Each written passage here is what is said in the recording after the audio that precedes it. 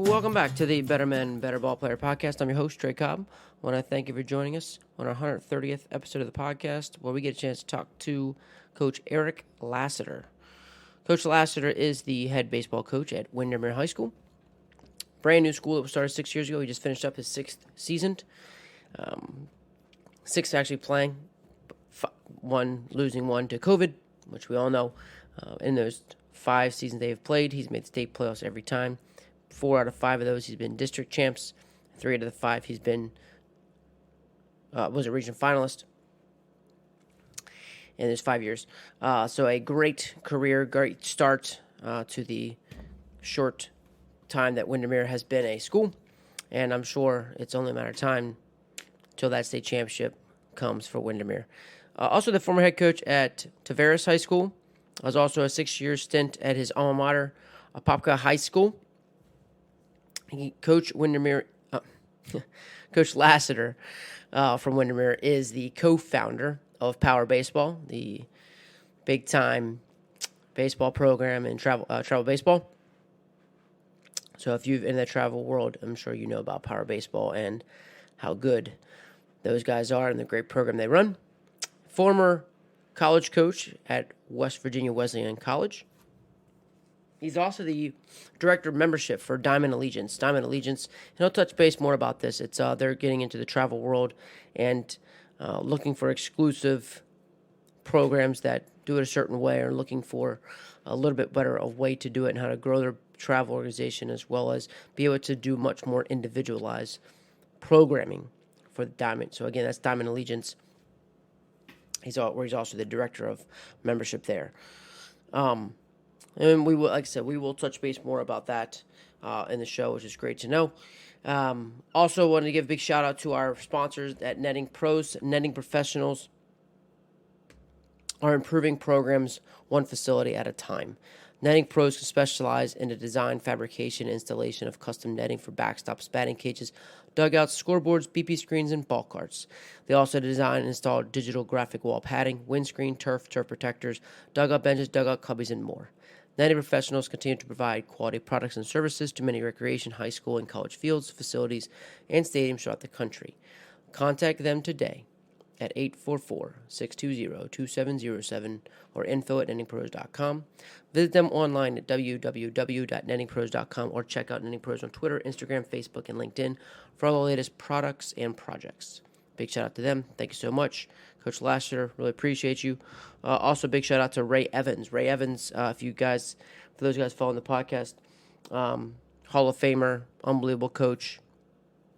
Actually helps out Coach Lassiter at Windermere. They have an incredible staff. And he kind of made the connection for us, and just want to give him a big shout out, big thank you to kind of bridging the gap here, give us a chance to talk. And it was great, man. We talked for a while. Couldn't believe how fast it went. And hope you enjoy it. I know you will. I know I did. Just little things of being able to pick up and take into your program, and to learn even more great things to help grow the game. So enjoy it. Coach Eric Lassiter from Windermere High School.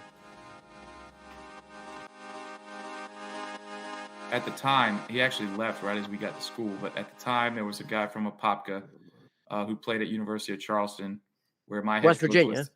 Yeah. Yep. Where my head coach was the assistant under Coach Nesserat, who was there forever. Coach Nas was there forever. And he was the interim head coach at Charleston. They had a great year, made the playoffs, then got Davis and Elkin's job, brought this guy who was a player as the recruiting coordinator, and brought in, I think 9 or 11 of us in a year span. We all played for the same. We all played against each other in high school, hated each other because we were, rivals, but played on the same travel team before kind of travel was travel, obviously. And he plunked a couple of us. And once he got one, he started using up the other guys. And he sold us. It was a different time. There's no social media. There was no giving a crap about your field. Yep. He sold us on hey, I want to change the culture here. I want to make this a winning program. And you 9 guys are going to do that. You're going to play right away, even if you maybe don't deserve to, because we're going to take our lumps regardless the first couple of years. But by year 3, we're going to win.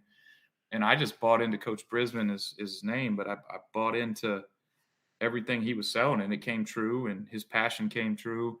And part of it, to be perfectly honest, which is why I'm so hard on my kids and why I probably have the passion I do, is I wasn't really good in school, and it hurt me. Like, and but you don't hear about it until it's time to get recruited, when they start asking you for those transcripts. And I had some other offers in Florida that, you know, fell through the wayside because of my grades, and scared some people off, and I needed to mature. And I was a late bloomer when it came to that. I ended up graduating college with, a 3.0, but high school was far below that. And they were able to get me in and give me some money and tell me that I was going to pitch early and possibly be in the rotation if I earned that spot. And that's all I wanted at that point, when I knew I already screwed myself up, is I wanted to go with somebody who believed in me, because a lot of people didn't when they saw my transcripts, and he wasn't scared from it after meeting with me and my father. And he knew that I was going to mature up and figure it out. And I just appreciated the heck out of him believing in me, when some of these other schools who wanted me were scared off by my transcripts. And so I give him a bunch of credit, because he's the reason that I ended up finishing school and getting a college degree and doing all those things. Because the last thing I want to do is let somebody down that was, putting not just money, but their own job on the line, essentially, by taking a guy. If we all flunked out, which all of us weren't, though, plenty of my other Florida guys were really good students at the time. But, when you put that much effort and energy into somebody, like, if you really are the right person, you're not going to want to let them down. And so I think that's what kind of drove me to want to go there and prove him to be right, and prove everybody else that kind of backed off to be wrong. Nah, that's cool, man. Say you alluded a little bit to it, so I'd love to get some more into, like you said, Yeah. like this is why Yeah. I am like I am the way I am to my players. Yeah. I mean, I'm really hard on them with the grades. I'm really hard on them with how they act, not just in the classroom, on the field, but in the community. And I love my high school coaches to death. We were big in the community, and we have huge support when we were at Apopka High School. But I don't think, and maybe it was because of the times, I don't think that there was an emphasis necessarily on the other side, outside of baseball, as much as there could have been. Mm-hmm. And again, that's not to their fault, I don't think. I think, I'm sure if everybody could go back in time and realize how things move forward, if they would do things different. Because I'm also thankful I learned a lot of things about being a coach from those guys too. But I want them to be the ultimate human being. And I know it took me until I was 19 years old to figure that out. And if I can give a kid the opportunity to figure that out at 15 and 16, and not have to go through some of the things that I went through, then, it makes me really proud, and it makes me proud of them. But also, like, the people that stuck by me, like Coach Brisbane at Davis and Elkins, like my high school coaches and those guys that, changing lives is not just getting a kid a baseball scholarship, because, 99% of those guys are going to get a real job and have to be responsible. And, Davis and Elkins made me that. 100%. I was 13 hours away from my parents. I couldn't go run to them if I needed something. I couldn't fall back on them if something was going on. I had to figure it out, and so I really try to harp that on my players now at a very young age, and let them know my biggest saying is there's only one way to do things. How you do anything is how you do everything. So you can't just be a great baseball player and just do great there. Like, so that's something that we really harp on. You said like a big in like the community. There's like, how do you like I mean, what kind of ways are you doing those kind of things for kids? yeah, I mean, some of our guys go to do stuff for like handicapped kids that are playing baseball and different things, supporting other athletics, right? Like, you want people to come to your games. Like, our guys have become really close with our basketball team throughout the years. It helps that myself and our basketball coach are good friends. We came together from Apopka to Windermere with our principal, who started the new school. But that's kind of funneled down. Our friendship has funneled down to our players. And I mean, I know that my guys are like their number one supporter when they're in big games, because they're really good too. And I think that just the rest of the school seeing, your other athletes supporting each other brings a whole different kind of community and feel to the school. And so that's something we're big on, is supporting other athletics, but also, supporting everything else. Our guys go when they have little league tryouts. Our guys go and help work tryouts for them, like help with evaluations, help with, signups, help with things like that, just so that people know, it's not just once you show up here, you're a Windermere Wolverine. We want the kids that are coming here, from 7 years old up we want them to dream about being a Windermere Wolverine. One of the coolest things that I've seen in my coaching since I've been at Windermere is Bryce Hubbard. Our first class, we didn't have jersey numbers and we had no jerseys. So I got to design and pick all of those. So the first thing I did is, so they had some ownership, is I said, hey guys, all right, you guys are on the team. What numbers you want? And Bryce Hubbard chose number 87, I believe, for Sidney Crosby from the Penguins. And a year later, we got kids coming to our game from our prep teams. We have like feeder teams and stuff like that, and little league teams. And we had little league nights and things like that. And these kids are showing up wearing number 87 jerseys. And I'm like, I've never in my life seen a little league or a prep team kid wear number 87. And That's cool. And still to this year, a kid came to watch our game wearing a Windermere Wolverines prep jersey. He's wearing number 87, and like, so cool because they loved Bryce, because Bryce was in the community. Bryce was doing stuff. People saw him in the paper, but they also saw him in person. And those kids latched on to him. And now 87 is like a legacy thing that you see these kids wearing at a young age. It's just really cool to see. Not just for, I text Bryce actually about it probably about a year ago. Just like, hey man, 87 is still rolling, and, it's a lot to do with you. But just seeing stuff like that, really makes it come to fruition that what you're doing is right when an 8-year-old is looking up to a high school player. Because I know when I was in high school, I can roll off all kinds of guys at Apopka High School that I was rolling up to watch and wanted to be like at that age. And so now the fact that we're doing that and passing that on to younger kids and giving them something to reach for, I want to be like Bryce Hubbard or Carson Montgomery or any of the great players that we've had, is a really cool thing. Yeah, that's a super cool thing, man. That is. And how big? Like, you have a relatively big community? Like, how big is the high school and the community? The high school has probably 3,500 students. Okay. They just built after 1 year, they started building a new school to relieve us. We relieved one school called West Orange High School, which was a really good perennial powerhouse. Actually, one of my partners with Power Baseball was the head coach there. Before he left, their top 50 team in the country every year. Windermere Open took some of those kids. He actually left and decided to get out of coaching. But so we got a great talent pool to start, but they opened a brand new school like 2 years after we were there, only relieving our high school. So we would probably be close to 5,000 students if they didn't open that place. Wow. So yeah, I'm just thinking about just even the sheer how big it is, and you're still trying to get involved in the community and things like that. It's different. Like I said, me being the really small school in Maryland, being, like when we go to our local little leagues and, we're also hunting guys, and, we got guys playing all 3 sports because it's such a small school and things like that. It's really hard. It's different. It's just a different time. So it's like, oh yeah, it's really good to be that big and still trying to just make a mark in the community. Absolutely. I think that's the key. Any successful school that I've seen around here, really does a good job of that. One of my good friends is the head coach at Winter Springs High School, who actually just made a run to the Final Four, and they got knocked out. But he's done a really good job since he's got to Winter Springs, really making it more of a community-based school. And then obviously you see that success when these kids at a high school level, when you feel the community supporting you, I think it really does change things for the kids' mentality, right? Like, everybody always preaches, the stereotypical, like, play for something bigger than yourself, but like the community is something bigger than yourself. Absolutely. And that's something very easy to grab a hold of as long as you just make the effort to. Now, there's all kinds of other things that you can also do, like a kid gets sick, coach gets sick, something like that. It's another great way to play for something bigger than yourself. But if you're looking for something that you can utilize every year, it's play for the name on the front of your jersey, whether it's your high school, whether it's your city, whatever that is. Play for a bigger purpose, and I think things work out for you when you do that. Absolutely. Now, do you have so how do you go about the high school season can be a grind, and it's a lot of times quick and done. A slump can flies just by. Yeah, it does. You've seen good players, man, they start slow, they'll never recover, or Yep. you get in a slump and it's just boom. How with the schedule and how fast it is, how do you find time? When is it appropriate to kind of go into the community and do this kind of things with little leagues as you're kind of going along with the schedule?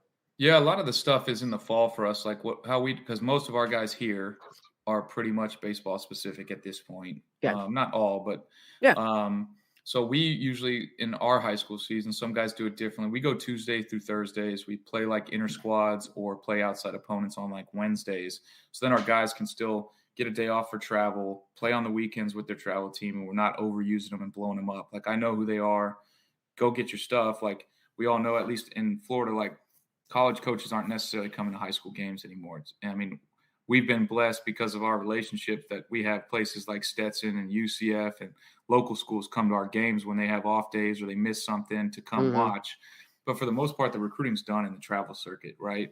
So we make sure that we do that. And then on those, those off days or weekends when little league's having stuff, we really try to harp on it then. And then that's when we get the support in the spring by doing that, in the fall. Okay. Yeah, I didn't know how much, because I guess and every state is a little different with all the things they can do, Yeah. in the off season, especially in public schools. So yeah, that's why I was just wondering. And then like when you talked about like, the message and the things you're also going to talk to you guys about, like, are you is that just something that you're kind of touching base with at practice a lot? Like, are you having these conversations with guys like maybe classroom sessions? Like, how do you kind of handle that? As far as like meeting with how we're playing, we usually sit down after games. Offense will go with Ray, who I think you spoke to on this Yeah. podcast. Actually, our pitchers go with our pitching coach, and I kind of go back and forth. But we have our guys on staff do grade checks. If they get in trouble, we get emails. We handle that stuff internally, but we have one expectation, that's that we're going to do the right thing. I don't have this crazy list of rules when I give out our player and parent signature forms and list of things. It's basically like, don't do anything that embarrasses you, yourself, your religion, or your program, Mm-hmm. and that's pretty simple and very vague. But if you live by something that vague, it's pretty easy to stay outside of that.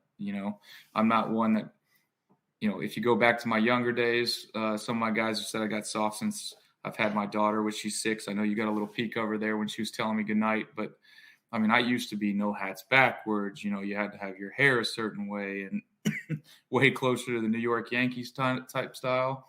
And now, as I've aged and gotten a little softer, as my players say, like some of that stuff goes by the wayside as long as we're doing things the right way. Like you're allowed to have long hair and still be a good person. Like you're Absolutely. allowed to do some of these things. Heck, I wish I used to have long hair when I was playing in college. So how can I tell a kid not to? Like looking back at myself, Right. So really, if you're the right person, you can look and do different things and still be the right person. So that's something that's kind of gone with age, I think. But yeah, just holding them to that expectation and knowing that, we want to be great everywhere. I mean, we do stupid stuff. Some people say it's stupid. I don't think it is. Obviously, that's why we do it. But we have rules called 9 to 5, which I stole from Coach O'Sullivan at Florida. Like our first 9 have to beat their first 5 on and off the field. And that's a win for us. And we'll calculate it and we'll look at it. And, I probably need to do a better job at it because I thought there was times we were lacking in it just because as you get through, you guys start knowing the expectations to hold each other accountable and you kind of don't have to do it. The best teams kind of coach themselves. But, just little things like that to make sure they know everything counts. Absolutely everything is kind of what we harp on. Like, explain a little bit of the 9 to 5. So I'm just let me hear it. Just Yeah. keep in mind I So got that because I love it. But go ahead. Yeah. So your first 9 players after an inning need to beat basically their last 5 off the field or on the field. So we try to win every 9 to 5. Our 9 are on the field before their last 5 are off the field, or our 9 are off the field before their first 5 are on the field. Just energy, effort, commitment to each other, holding each other accountable to get off and on.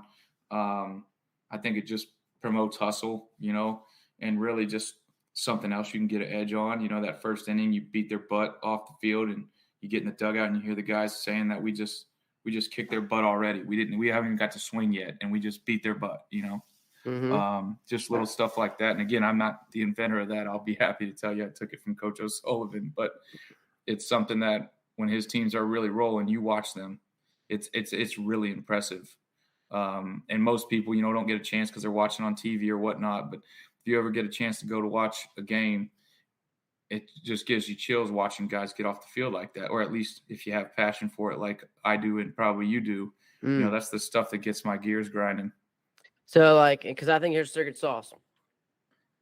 because I'd love to hear, because this is for me is what I've always liked about just talking baseball is tell me, because like for me it's like, yeah, if you watch Coach Sullivan, get to watch him play. My thing would be like, I like to go how he sets his standard. Like I would like to know, because it's not just like you're telling them that, right? Like Yeah. what do you do to create that and hold that standard? Well, early on in practices and inter squads and things like that in our fall season, right, where it doesn't actually count towards your record, like you do little things like when we do like team inter squads, you'll get points for winning those, just like if you scored a run. We do point system stuff that I know a lot of coaches do this, but one of my players, Nick Barber, went and played at East Carolina for Cliff, and when they do their team inter squads and stuff in their World Series in the fall, they get points for like all kinds of crazy stuff. His is too elaborate that we don't have enough guys on staff like they do to keep all the Yeah. same points, but we have definitely copied a bunch of stuff. Getting on and off the field, you get a point. Get a sack bunt down, you get a point, right? Like doing all these different things can get you points. So you know that it's not just the runs that win you game, it's what you do to produce those runs that really gets you to win the game. So just instilling those things, I think, early on where they don't like to lose to each other. I don't know about how your inter squads go, but those are some of the most competitive games we have, even in season when we do different bunt game or hit and run games. Within we break them into 3 groups and do it that way. Those are some of the most heated moments because our guys don't want to see each other the next day after they just lost to each other. So really getting those things going, then it becomes really easy whenever you're playing an outside opponent to want to kick their butt and everything. Absolutely. And I always for me, I'm a point, I like seeing the big numbers. Yeah. You know what I mean? So when you're doing those process points, and giving points for kind of as much as you can manage, then your score's 30, 33 to 45, and a lot baseball of times, game. It's great. Yeah. And a lot of times we'll do it we'll do 3-team stuff. So we got, backups. We bring up some JV guys that are playing well and do a 3-team type scrimmage all at one time where one team's in the dugout, one team's hitting, one's on defense, then they rotate. And so we'll have the scoreboard going where it's home visitors and innings are runs, for those teams. So just little stuff to kind of keep them accountable and be able to see something on a scoreboard, I think always helps. Yeah, for sure. I mean, even just I even like the stuff so let me ask this then. How do you treat the winners? How do you treat the losers? Oh, a lot of time it's just not really usually crazy. My big thing, I hate running guys for punishment because to me, running gets you better. Doing different running drills or things like that are things to help improve your skills, not necessarily punishment. So we don't do a whole lot of running for punishment, but it might be some up downs or something like that that's just miserable to do. That's not really, an improvement type thing, more of a toughness thing. And then, the 2 losers, if it's a 3-team game, would have to be the guys that take care of the field afterwards, right?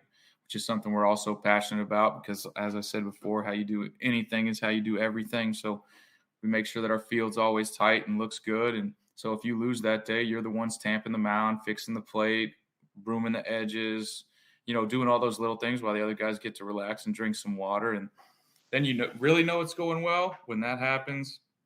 And you got the 2 winners who are doing up downs with the losers. And then they're still helping out with the field, right? And I never manufacture it and make that happen. But once that starts happening, you're like, okay, we got something here. Yeah. Yeah, for sure. That is a pretty special. Those are pretty special moments, and those are things that, honestly, man, I loved it about the high school season and being able to do that. And even when I was coaching JUCO, just loving those kind of things because in the travel world, and when you're really traveling, it's not like local and you can still, and the guys still need to practice, when you are, you're saying, the recruiting part of it, so you're going to the big events and you're you just don't get to have those kind of moments and you're trying to manifest those in other ways, so with you're doing power baseball, and you have been so involved with travel, how do you take that same how do you build that kind of environment? Like you said, when you get those good moments like that. I mean, I think anytime you can find teaching moments, it kind of instills that. I mean, a perfect example is we had 2 really good players this weekend that were having great, opening tournaments, not run out a ground ball. Hey man, congratulations, you're playing great, but you're sitting the next game. I'm not Mm-hmm. mad at you. I still love you the same, Yeah. but you got to know there's consequences to your actions. And I think as long as you hold kids accountable in the long term, they appreciate it. And it also creates that bond like, hey, man, like, we don't want to let our coach down. We don't want to let ourselves down. We don't want to let our teammates down. Because when you're sitting the bench and you're hot and swinging a 600 bat, for the weekend, you're letting your teammates down if you're not going to get in the game because you didn't run out, a double play ball or, didn't run out a chopper on, that you thought was going to be foul down the line or whatever the case may be. You're not just letting yourself down by losing playing time. You're letting your teammates down.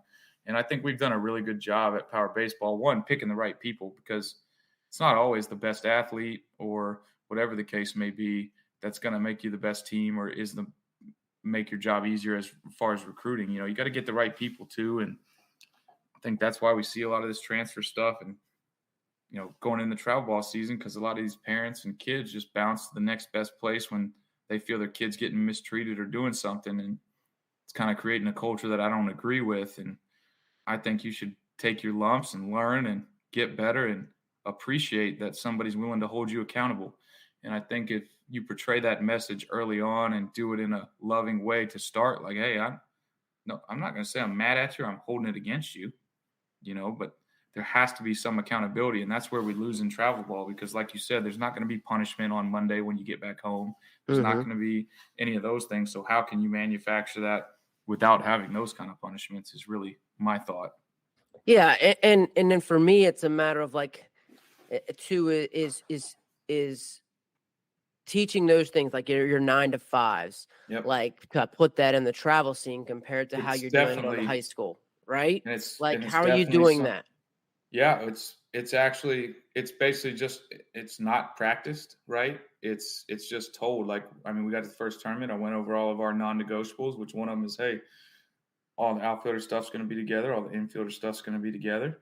Shortstop or whoever our leader is in the infield is going to do it. Center fielder is going to do it, and we're gonna start off by beating this team on and off the field, and then when we get a chance to play defense, right after we do that, we're going to play elite defense, and as soon as we do that, we're going to bust our butts off the field, and we're going to get ready to beat them on offense, but we're going to win in between innings too, and that's something that is 100% carried over to our Power 2025 Marucci team and a lot of other teams that we have is we're winning 9 to 5s. That's something that I don't just do in high school. Every travel ball team that I've coached since I've learned that from Ryan Larson, who coached with me when we started Power, who played at University of Florida. It was something that he really took to from Sully, and I stole, and I've done it ever since. No matter what age group, no matter what level, no matter if it's high school or travel baseball, that's something that we've instilled in our players that play for me.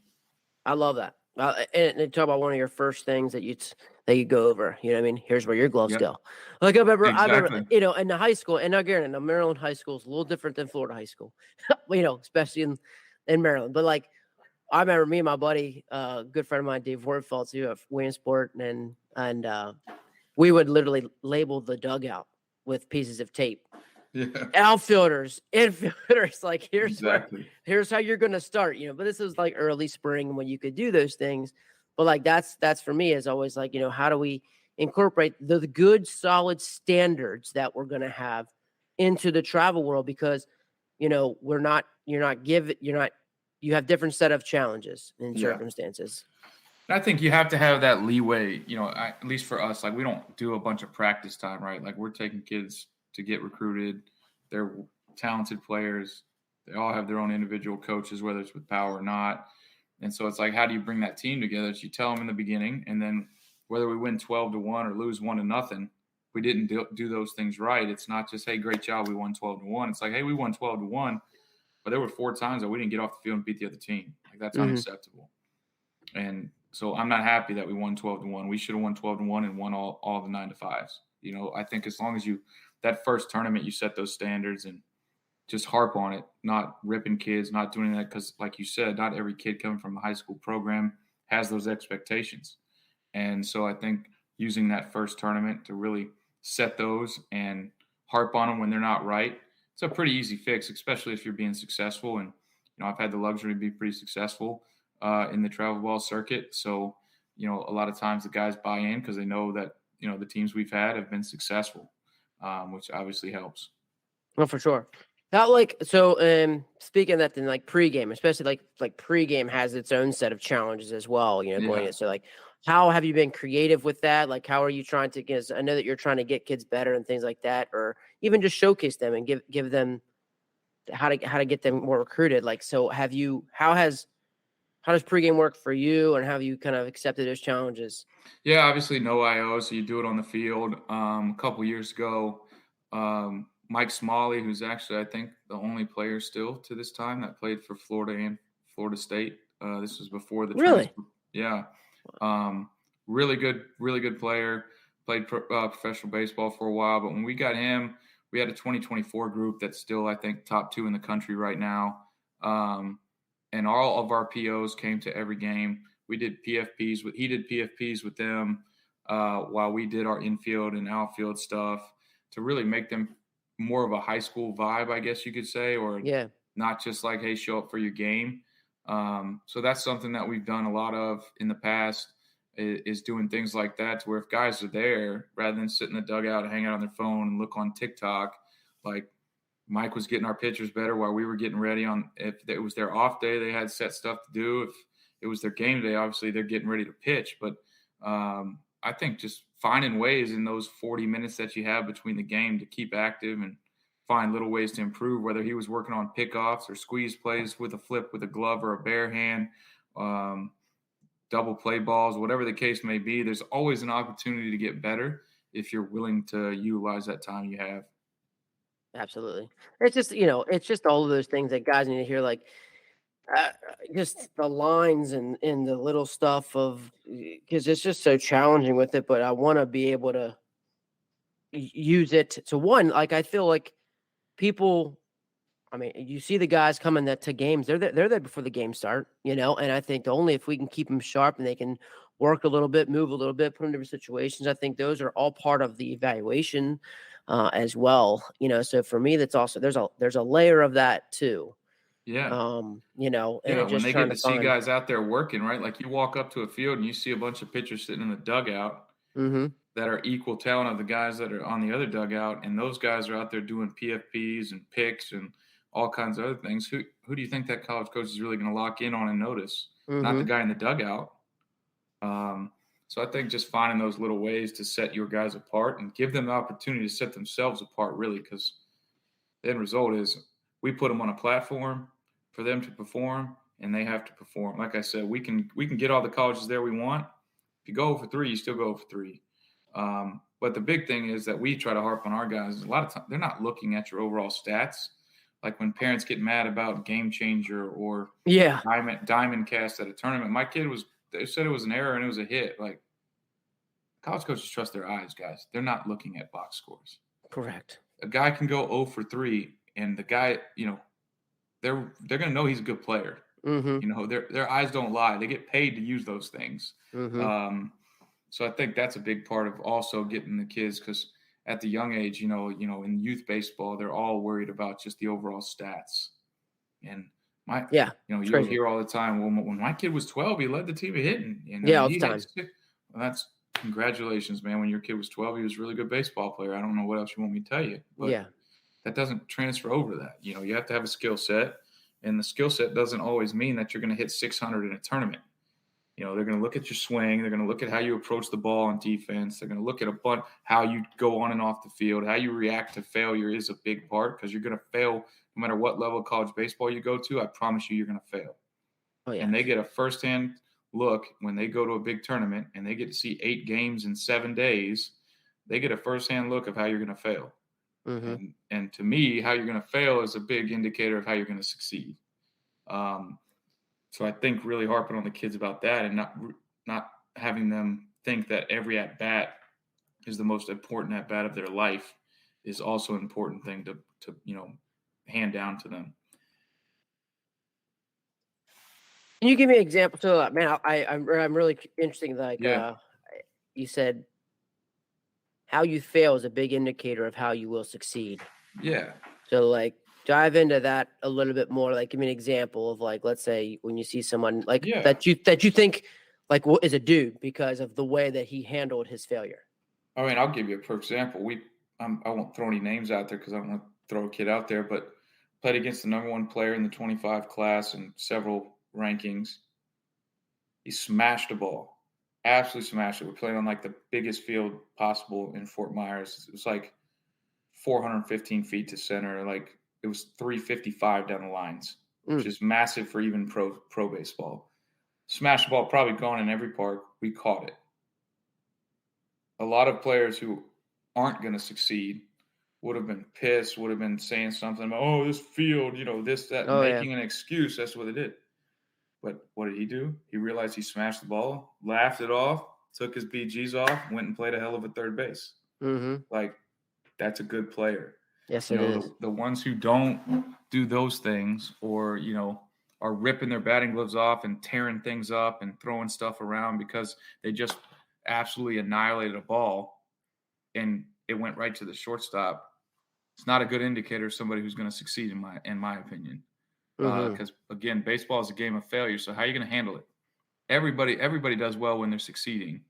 And that's why I love baseball, because it's really about how well you fail. If you want to be successful, in my opinion. Somebody could tell me I'm dead wrong, but how you fail is a really good indicator of how you're going to succeed. And that's great. That's kind of what I mean by that, because, if you've played long enough, which at this time, 16, 17-year-olds have played long enough to know they're going to hit a lot of balls on the screws that are outs. So what are you going to do about it? Are you going to pout? Are you going to let it ruin your next at bat? Are you going to sit in the dugout and complain to your buddies that you're the most unlucky person in the world? Or are you just going to continue playing your butt off and know that the ball is going to fall your way? You're going to get one of those hits where you get jammed on the handle and it goes over the second baseman's head too. And those are other guys. The guys that you see that do that and they're pissed when they get to first base, not a good indicator of how somebody's going to succeed, because they just succeeded. A hit is a hit in this game. There's a reason that people go in the Hall of Fame hitting 300. And so when you're mad that you got a cheap hit in your eyes, not a good indicator of somebody who's going to succeed. I appreciate that. Was great. Just like I said, just a little diving into that, and that was appreciate you like kind of breaking that down. That was awesome. I just like it. It's just how it is. It's certainly an indicator. Baseball is certainly that's why I can remember the best teams that I've had. It's most of the time I think that they could just handle getting out better. They could just handle when baseball hit them. They didn't waver. Those are most of the better teams, that they just kind of just stayed the course. We would drop down, but we would get back, you just saw part of it. But for the most part, you just were just to stay strong and stay tough, and just unwavering when the game tries to kick you down. Yeah. And like you said, I mean, these guys show up. They could show up to see you in your third at bat in a travel baseball game. They may have had to go look at an arm on the other side of the complex. And are you really going to let your first at bat ruin the only at bat, which is your third, when the coach is there to actually see you? Especially in the recruiting world, if you not just succeeding in baseball, but in recruiting, if you're really sitting there and still grinding your gears on that first or second at bat, you never know when that guy walks up and has no idea how your day went. When you walk up to the plate, do you look defeated? Are you pouting? Because that's an indicator that you haven't been doing well. I want my guys to be the same no matter how their day's going. Whether you're 3 for 3, you should have the same energy if you're 0 for 3. And I think that will pay off in the long run, because if you go up there with that good energy, when that coach shows up, whether it's mid-game, whether it's after you've already had a crappy game, if it's a doubleheader, there's no indicator that you're a bad fail.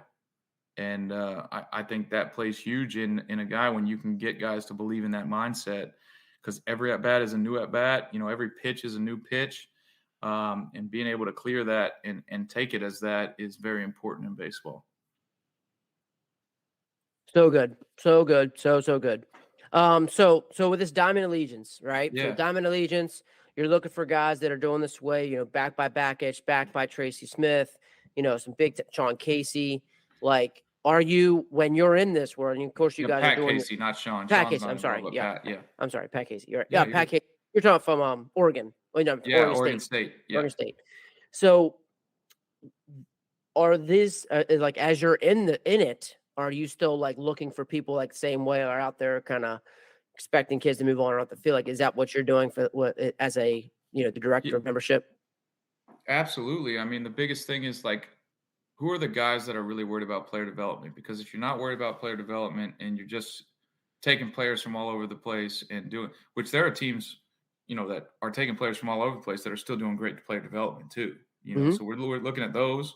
But we're also looking at other organizations that may be regional that really crush it in player development, that are growing their business and growing the game of baseball in the proper way, which teaching kids the fundamentals of baseball, their proper mobility, their proper strength training, because there's no cookie cutter way to do this. If you just have a pitcher's workout for every pitcher in your program and they do the same thing, well, what if one pitcher has right hip immobility and right shoulder immobility and the other one doesn't?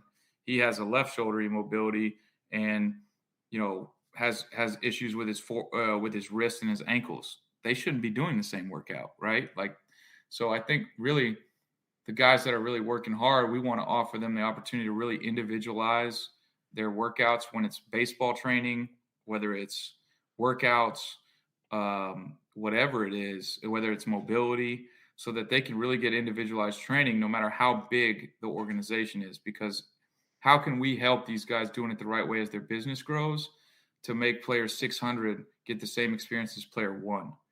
And that becomes really hard as you grow your business. And if we're all travel baseball is a business, but all of the guys that we are partnering with the Diamond Allegiance are guys that really care about the kids, and they want to make sure that every kid in their program, whether they're a Division III player, an NAIA player, or a Power 5 player, is getting the same opportunity to develop and grow and get better for whatever their limits are.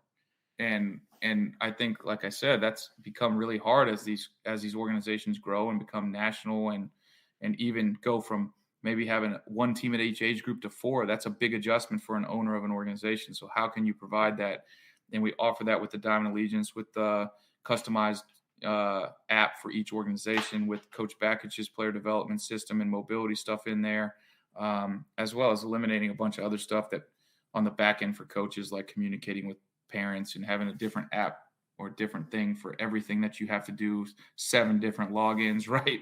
Yeah. So like, how can we streamline that, help them run better businesses, and also really improve the game of baseball by helping with, mobility, strength, power, and all the different aspects of baseball. So, like, how do you do that with your own team? Yeah. So with ours, we have the Power Baseball app, and within that, each player can go in there and you take a quarterly mobility assessment. That gives you a curve body score. So, hey, you failed these. You basically get 10 exercises, 7 mobility exercises, 3 power exercises. Within that, it's all done with artificial intelligence from the phone. So you take these exercises with the phone, it grades you out, gives you a pass-fail score, gives you customized workouts within that. So every player in our program, whether they want to use it or they have their own trainer, they have the opportunity as part of their normal fees with us to have a customized training program for baseball specific mobility and strength. So that's a really good way to give people a baseline, right? Because most people in the travel ball world, I feel like the bad rap goes to the organizations. Travel baseball is too expensive.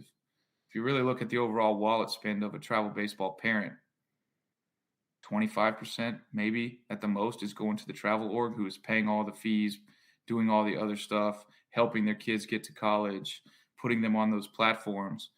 Nobody ever says that it's X, Y, or Z tournament company that charges the fees, right? Or that does those things.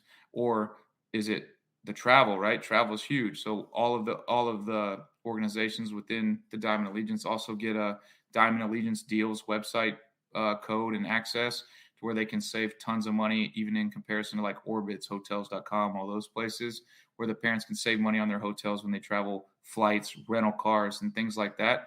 To really, even if the organization's charging a little bit more money to have these services, they're able to save way more money in travel and things like that. Regular food that, there's restaurants on there. There's everyday spending like Target and things like that they can buy when they just save 12 months out of the year to really put money back in those families' pockets so that they can really make sure that they're providing their kid with these services provided by the organizations. So, like, when you talk about like the hotel stays, Yeah. like, what, like, you go to Perfect Game, you go to Lake Point, like all these places are telling you where to stay. So those things still work with that?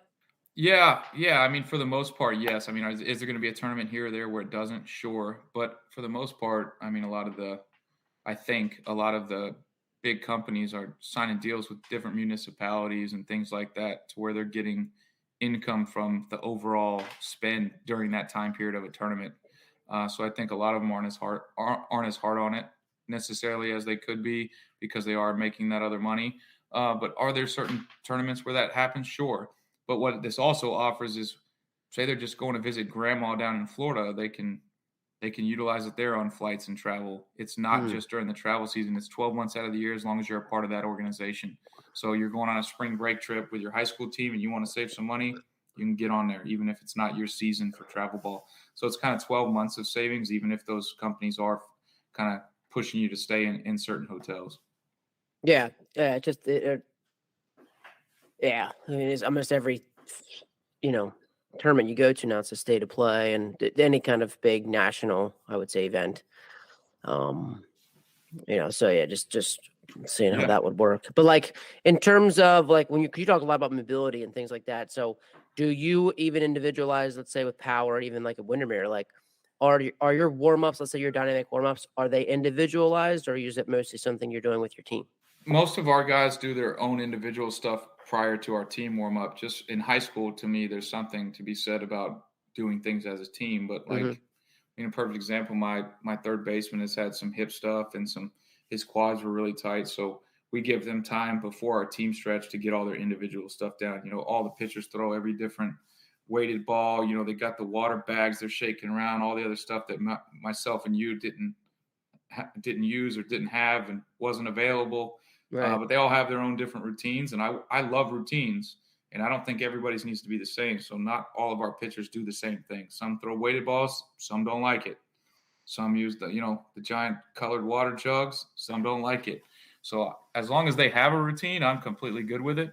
The team stretching, obviously, we do together, but all of their individual stuff is done prior to that, and we make sure we afford them the time to do that.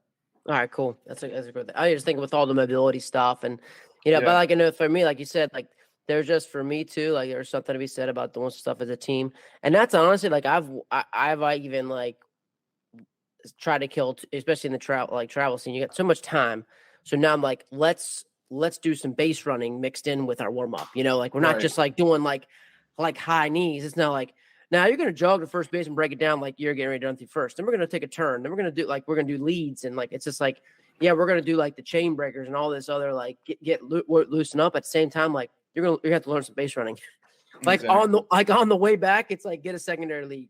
Like Yeah. on the way back, it's hit and run. Like just things like that I just feel like I'm just trying to. It's just the time constraints and still trying to teach and get develop. You're trying to, base running is taught, man. And it's just It's a something you just lost need art at time. this point.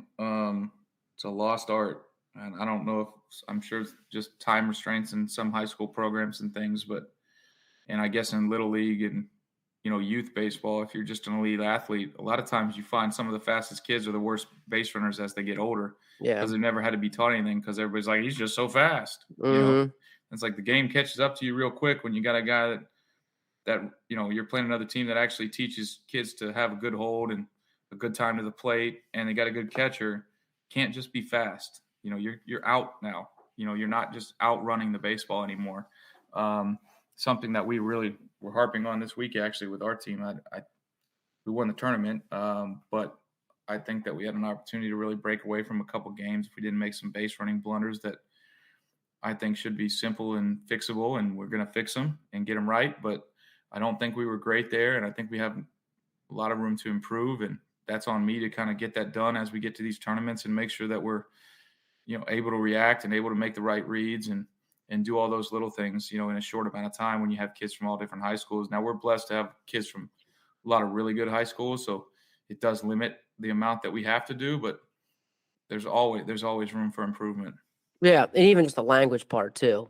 How Yeah, each of because my those. language could be completely different from somebody else's. My hot calls are like, we have some things where we pretty much run automatically in certain counts, especially in travel ball, right, where you can kind of guess when guys are throwing things, and nobody's necessarily game planning. I think it's pretty easy to steal bags in travel baseball, to be perfectly honest with you, especially after an inning or two of seeing what guys are throwing and what counts they're doing it. And we have coaches on our staffs that, pay attention to that. So, we have some stuff where I don't even have to give a sign. If it's this count, boys, and it's a push situation where it's fours, we're running, So just little things like that we have to get better at since we just kind of started playing together fully as a team this weekend. Yeah. So are you guys so like typically like your power stuff, like are you so spread out that, you just get your time, you get your moments at the events? Yeah, for the most part. I mean, we play essentially 6 or 7 events with every team. It's hard to get guys to go to practice or do something like that when you're, in at Fort Myers for 5 days, come home, you're home for a couple days, and then you're off to the next tournament. So I think that's really how we harp on it, is just pregame and stuff like that. And as you really get going into some of the bigger events, you should have it nailed down by then if you're doing things the right way and go from there. But again, we're blessed. We have a lot of really, really quality high school coaches that get us, help us with players, but also coach on our staffs. So a lot of our kids are really coming in, with really good base and things. And it's more just terminology and specific things we're looking for, not anything crazy that we're having to go reteach reinvent the wheel of base running or whatever it is. It's just, hey, this is kind of what I'm going to say. This is what I'm looking for in our secondaries or little things like that. Because we really try to make sure that we're getting kids from good high school programs and hiring good high school coaches for that purpose. So we've been really blessed in Orlando to have some of the better high school coaches in our area, sticking with us and not only helping us bring kids to our program, but also coaching for us. Yeah, that's crucial. And it's like you said, and it's great for like even just like I think doing it the right way and getting kids, it's players something bigger than you, having better standards. You're not just showing and up for being able to communicate with a high school coach, right? Like if we have a coach that's on our staff and I got one of their players and I see X, Y, or Z, it's like, hey man, what's your quick? Your guy was on the mound today. His stuff was really good, but I felt like he was flying open and he was either cutting a fastball down in the dirt or his arm or his up and away arm side. He's leaving his arm, so he's either trying to catch up and ripping it or it's dragging behind. Like, what are some of your quick fixes that you use? And being able to talk to their high school coaches because they've had them for 30 games or whatnot, and know those things, I think is an added bonus when you're trying to talk to a kid and you can give some kind of correlation to what I'm trying to say and maybe they're not getting. I can go talk to them like, oh, okay, you're just saying it this way. Got it. Check. Here we go. Hey, I know I talked to, your coach and I was trying to tell you this, but this is kind of what he was saying. Do you get that concept? Oh, yeah. Now I get it. Little things like that, I think, go a long way when you're trying to make a quick fix with a kid in game or after one tournament to the next tournament. Yeah, it's so crucial. Just the sheer communication between it is half of the stuff is the time, and where I've even got to take it a step farther is telling them what are your things, what are you like as a kid, like when you're rolling, like what do you like to say, like when you're rolling, like what's your arm doing, like how do you feel, and when you're not, like what do you feel yourself doing, where I can hear them say those things as well. Like I think those are just the language part of it is pretty big for sure, man. It's huge. Especially because at that age group, right? Like they get the concepts, but if they've been hearing it one way and you're saying it differently, maybe there could be some confusion when there doesn't need to be. No. And knowing what they're feeling and looking for and how they explain it, right, then gives you that terminology back and reinforces it as well. So good. That's really good, man. So the Diamond Allegiance. So like that's wow. So is it something like do you just reach out to you about that? Yeah. Is something that you just go along, or is it something that you guys go to them? Or it's a little bit of both, to be honest. I mean, we get outreach through our website, just people seeing our stuff on social media and what we're doing and how we're trying to kind of change the game a little bit and make sure that development is a key and it's not just chasing the best players in the country. Because if you want to run a good organization, you're going to have players going to all different colleges and universities, right? Not just the Power Fives, not just whatever. And how do you give them the best opportunity to go to the best place possible for their skill set? And if you're not really worried about development, you're just rotating players all the time, or you're not, you know, you're just bringing in the next best player to replace another kid. Are you really doing your job as a baseball coach and as a developer? So how can we help aid them in that without making them think that that's what they have to do to be successful in travel ball? And so we reach out to guys. Like, I do research on different organizations. Sometimes it's a cold call. Sometimes it's I know this college coach who's tight with this guy. He's from the same region as him, and can you get me a warm welcome here, or is it just a cold email? And then again, other organizations that we have in our program have reached out to us. We did our research, did a little discovery call with them, saw that there was synergy there, and kind of go from there. So it kind of happens organically a lot of ways, and then also like us talking to them and seeing where they fit in the program. I mean, there's been plenty of calls I've had with people that I thought were good fits that, after a 30, 40-minute Zoom call or meeting them in person, it's like, I don't think that is a good fit. Maybe I was fooled by some of the stuff I looked up, So I think we're really, I don't want to say picky, but we're looking for the right fit. Sure. And I think we've done a good job doing that. I think we're up to like 32 organizations with some big time powerhouse organizations. Some are big, some aren't huge, some are small, but they're still really good programs. Some nationally known, some not, but they're all big into player development and putting the player first. When you talk about, because mostly you talk about like strength training, mobility, things like that. Yeah. Like, what about baseball specific things such as So within the like app, so even within the app, so once they do their mobility and strength test, once you get those, Coach Bakich has thousands of videos available that plug in using the AI that are different baseball drills. So you could have, again, a shoulder or hip mobility issue, and you're going to get a baseball specific drill if you're a hitter that you think is just making you a better hitter, but it's also unlocking your hip or unlocking your shoulder or doing things like that. So there's stuff within, and then the programs can also add their own organizational videos. So say you guys had a great infield guy that you wanted to get some FaceTime and make sure people knew, you could send out to all your infielders in your program through the app, hey, these are our non-negotiable infield drills of the week. Make sure everybody's doing this forehand, this backhand, whatever the case may be, or footwork drills. So you can also plug in your own stuff that goes to the forefront for them to do as well, so that you can put your fingerprints on it along with it, and it's not just relying on the app. But the cool thing is, as they do all these different drills along with the stuff the organizations are putting, you do the quarterly, you do the test quarterly. So you do another mobility test next quarter, and you start seeing those things improve. And hey, my hip has improved, 15 degrees. This stuff's working. And then, you get more buy-in and you get more lock-in, and then they really see those improvements in those aspects. And then they start seeing the baseball actually in-game stuff change. So that's something that we're really excited to see moving forward with some of these improvements. There's a question. This is a rabbit hole question that I've been down. I've been down as the mobility stuff gets bigger and things like that. Because you got guys like, so I think we all can put this in it. Like, you have like Mike Trout, right? And then you got like I'm gonna think like whatever long and lanky pitcher you want to call. You know what I mean? Let's say it's Clevenger, right? Yeah. So like very two different types of movers. So, like let's say with Mike, the thing comes back and says, yeah, you're a type mover, but like does that necessarily going to correlate to him being a better hitter? Or does him being him being a good hitter is because he is a tight mover? You know what I mean? Like, how do we? I think the movement stuff is still there, but I think the mobility stuff, like I would venture to bet, as yoked as Mike Trout is, I bet you that guy's super mobile. Yeah, and I don't know that he's not mobile or anything like that. All I'm Yeah. saying is specifically like when it comes back that, my hips aren't great and I need to open them up, like you say.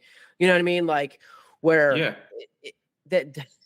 how do you know? Like, how do we know that those things will lead to them being, let's say, a more successful hitter?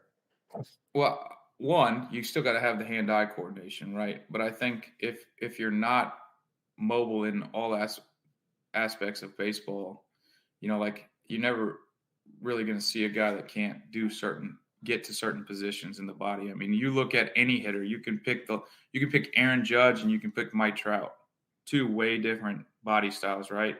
But if you were to slow motion their swing and break it down in 5 different places, I bet you their bodies are in the same positions all the way through, or pretty dang close. And so to me, that means their body has to be able to get in that position. So that's the key to me is Mike Trout's in that position. Aaron Judge is that position. One is a little stockier, yoked. The other one is, 100 feet tall and yoked, but their body's still able to get in the same positions. Why is that? It's because they take care of their body. They make sure they're mobile, and they've unlocked all those different positions. One of the things that I've heard Coach Bakich talk about is, 4 or 5 years ago, I may be misquoting him, but I'm taking it was 4 or 5 years ago. He was asked to speak at the ABCA. What he did is he did exactly what you were talking about. He had all these different big league guys in all the positions when you freeze their swing, right? They're all in the same place. You just have to get there.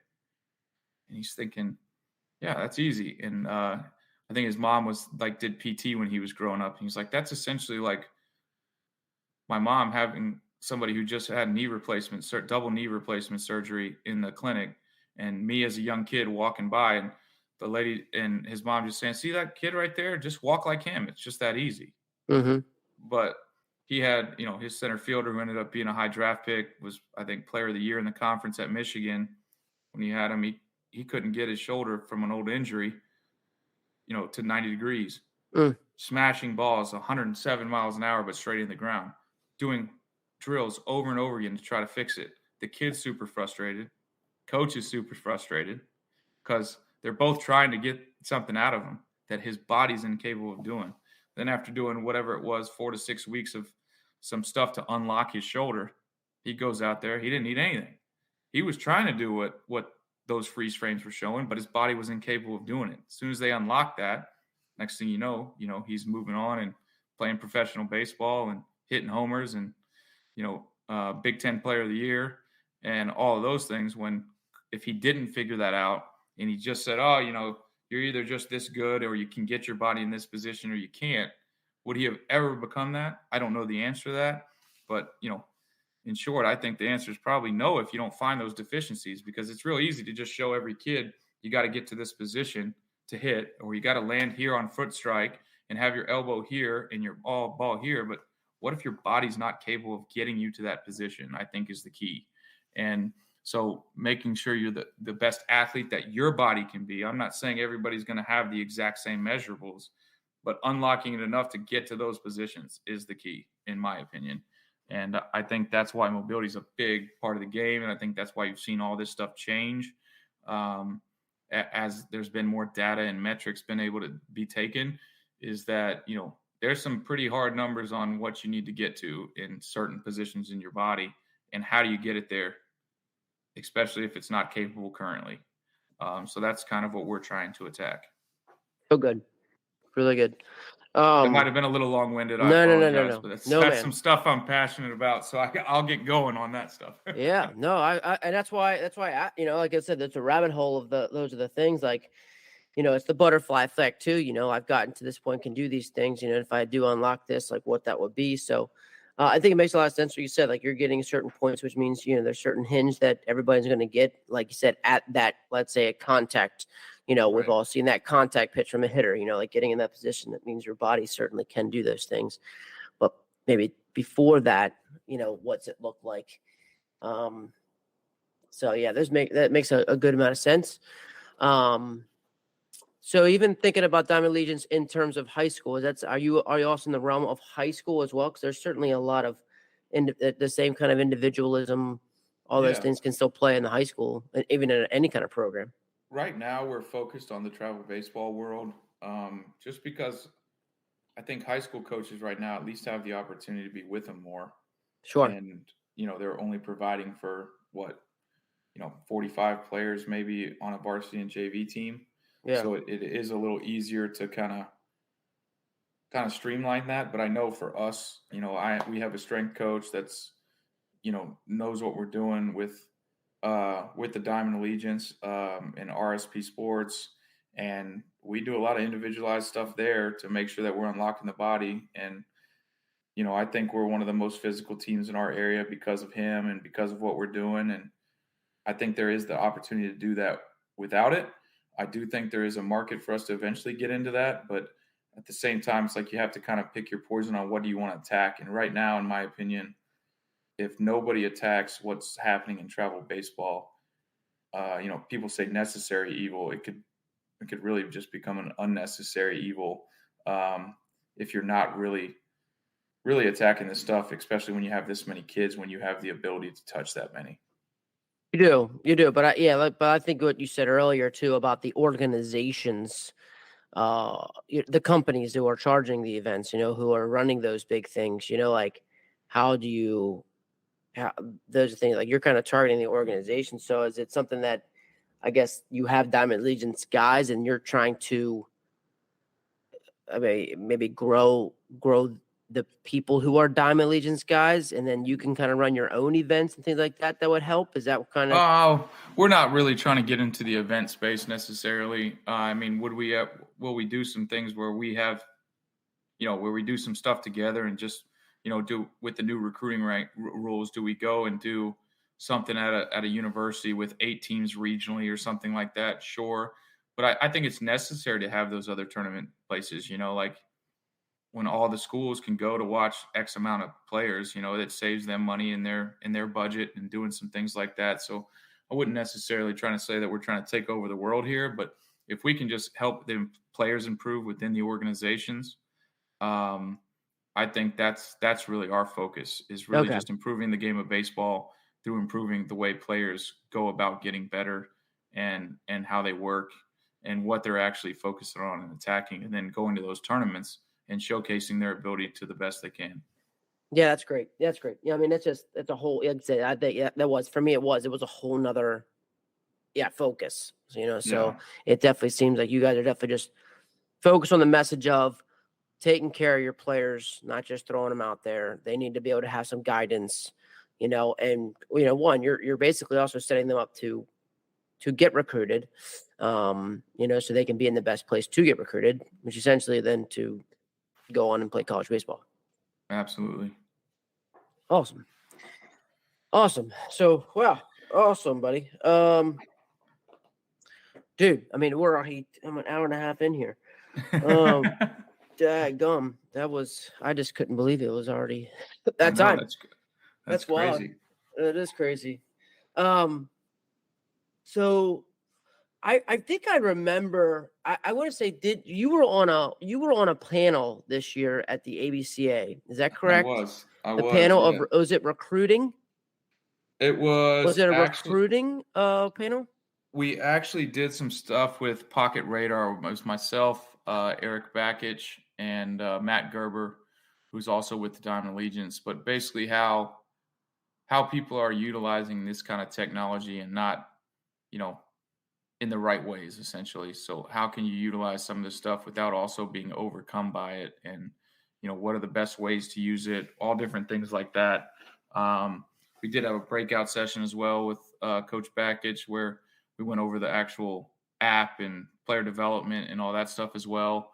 But really just like how can you utilize, something like Pocket Radar where you can get it to every family at an affordable price. They don't have to buy a, $3,000 radar gun to get some feedback. Mm-hmm. Obviously that Pocket Radar is going to sync in with the app. So when they do stuff, they'll be able, the AI will talk and Velos will be able to go in within the app. They also get a player profile that has all the different metrics that you name it. It can go in there along with their grades and their transcript. So just easier ways to utilize this stuff and not be overly expensive and keep data and get data and push that out to schools. The kids can send it via text or emails to coaches. The coaches can send it out that way. And I know everybody has player profiles, but when you have one in your own pocket that you don't have to send a link to or not just a link, but I mean, ours sends in an email or text via link, but hey, I got to go to Perfect Game or I got to go to this, which those are all huge. I mean, let's be honest. When I'm looking up a player that I don't know that's coming to my tryout, what am I going to do? I'm going to go to Perfect Game and I'm going to look at it. So there are all different needs, but for a kid to have something like that in his pocket and be able to update it, every time he throws a bullpen, there's a spot in there where you can have your strike efficiency as a pitcher. And so when you throw a bullpen, your coach could literally chart your stuff like probably both of us did in college back in the day. We would take turns when it wasn't our turn, right? And I'm charting, okay, threw a fastball for a ball, do it. We've all done that. And so now you can upload that into it. I know if I was a pitching coach, like I was many years ago in the college game, even at a small level, if I was able to get some of those kind of numbers from a travel coach or from a player that says, "Hey, coach, here's my last 3 bullpens and my strike percentages," that would be huge. Especially the budget we had at West Virginia Wesleyan, right? Like we weren't doing some of the stuff these Division I schools, nowhere near it. And so Right. to be able to get some of that data, again, trying to help every kid in the program, that top 1%, they don't need it. Everybody's gonna know who they are, all of that stuff. But those kids that are really good Division II players or really good Division III players, the more information we can get to college coaches' hands to help them make a decision. So, in our opinion, if you're with the Diamond Legions and you're doing this stuff and you're a Division II or Division III player, of course, the Division I players is going to help with all the other stuff that goes along with it. But when you can really give these coaches as much data as possible that they can really lean on and know that's the truth, I think it's an added benefit for anybody that's a part of a program that's a part of the Diamond Legions, because we can supply all this extra stuff that's within there. So even that's part of the Diamond Legions as well. Okay. Yeah. Super cool, man. So each team basically gets a customizable app with player profiles for each player, all the training stuff that we've discussed. It's kind of an all-in-one shop for all that stuff. Just makes it easier for the organization to kind of house it, be able to share it, and get into college coaches' hands seamlessly. Cool.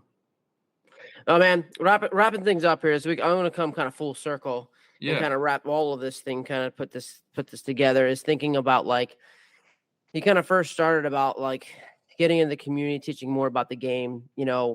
How are you able to, we've touched base with kind of how you did Windermere, and then what does that look like through Power and then through your like trying to get these guys together. So as a last final thing of kind of keeping that, how do you do that in your different realms? So it's crazy that you asked that. That's something that we've been trying to attack since we started, 6 years ago or so. And we finally kind of came up with the answer. We actually started the Power Baseball Foundation. Myself, nor any of the other owners are on the board, any of that. We are completely outside of it. But we have fundraisers to raise money to help kids that can't afford to play travel baseball. We also have sponsored different, Auburndale Little League. We did something. We go out in the community. Local travel ball teams, like smaller youth teams, can fill out a simple, basically like a Google sheet and ask for us to come and help them run a practice to get in the community, help them with practice plans, do things like that, all funded basically by donations and fundraisers that we're doing to really get into the community. If somebody reaches out, says, "Hey, we're trying to raise money to go to Cooperstown," they can apply to that, and our board votes and gets them the money that they need to help do that, to really put Power Baseball's name around, but also because we care and we want to help people that are in our area. So not only are we covering travel ball fees, we've covered kids' travel ball fees that aren't even a part of Power Baseball, with some other organizations that we are friendly with. And also, like I said, organizations that have nothing to do with us, that are completely in youth, or little leagues or things like that are trying to go to the All-Star game, or not All-Star game, but like the playoff type stuff that they have, or travel to Cooperstown or do things like that. So I think the more good you do, obviously the more you get your name out in the community in a positive way. So we started that foundation to really do that. We're about a year into it, and are not where we want to be, but we're definitely helping out people and players and families. And it's something that we're really excited about and passionate about, and happy that we have the opportunity to be able to do so. So that's the main way that we're getting out in the community with that. Like when we do the run of practice, we have some of our Power Baseball players donate their time. We had actually where I live, I live kind of outside of Orlando a little bit in a small town. One of our local teams asked us to run a practice because they know me from being out in this community. We did that, and we had 6 to 8 of our Power Baseball players donate their time to go and help them with our coaching staffs, go run a practice from the foundation, and really instill some good values to them, and how to actually go about their business, and all of those different things that we've kind of discussed. So it's been a really fun thing to see kind of grow, and I can't wait to see how it grows moving forward, because we're happy to help out the community that we live in and that we get our players in. Coach Lassiter, just want to highlight a few points that I really just stuck out to me. One, the first thing is about just developing the ultimate human being. Just really enjoyed that. Just love that and how he said that. I really enjoyed just his willingness to get out into the community, teach things that are certainly bigger than the game. Love their work with Diamond Allegiance, trying to make things a little more personal, create things, giving people more of opportunity, just better environment, creating things that, again, bigger than themselves, helping others.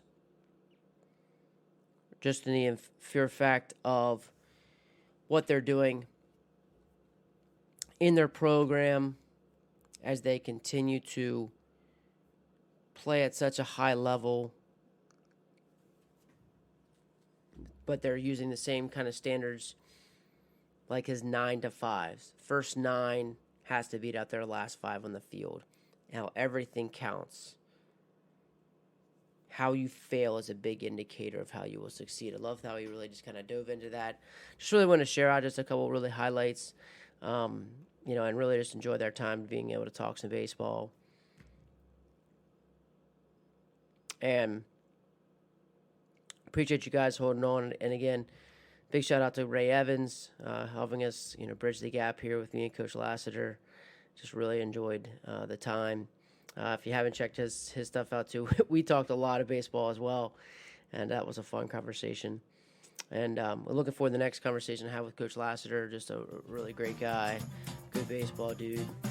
And until next time, keep getting better.